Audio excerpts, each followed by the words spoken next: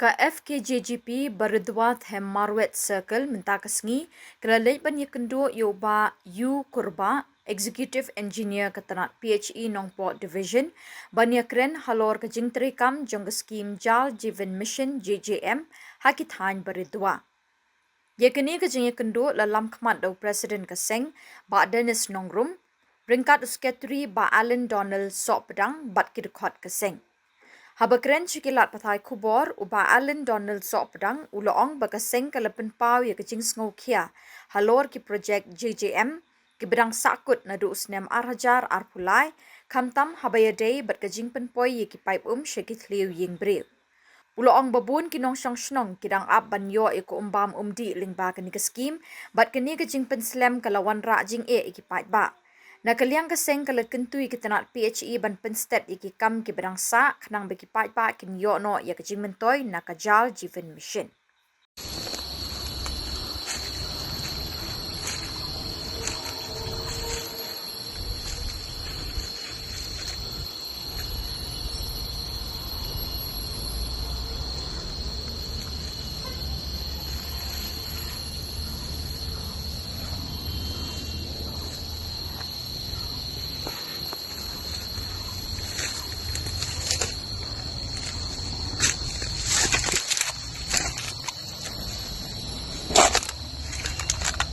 ये हम लोग का पानी का कनेक्शन था।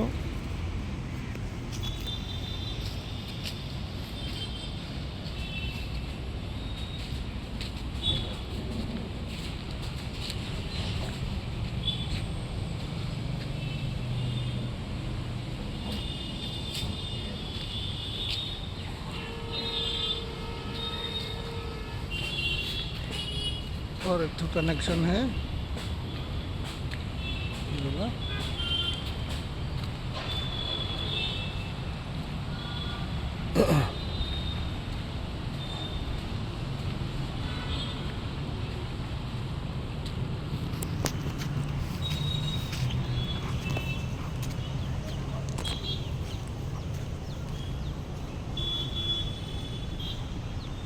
ये तो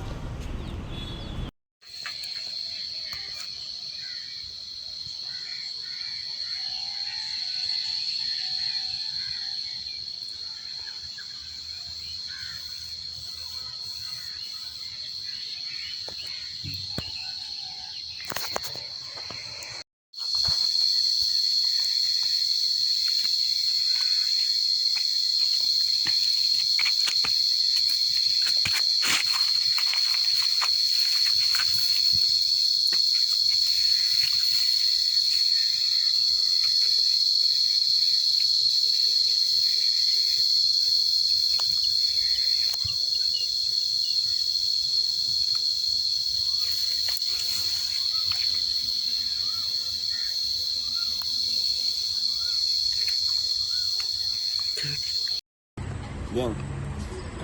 ni nak kalian kesan Fkjgp Baridua dan Marwet Circle taski lawan kendul Executive Engineer juga PHE Department Khubor NEHU.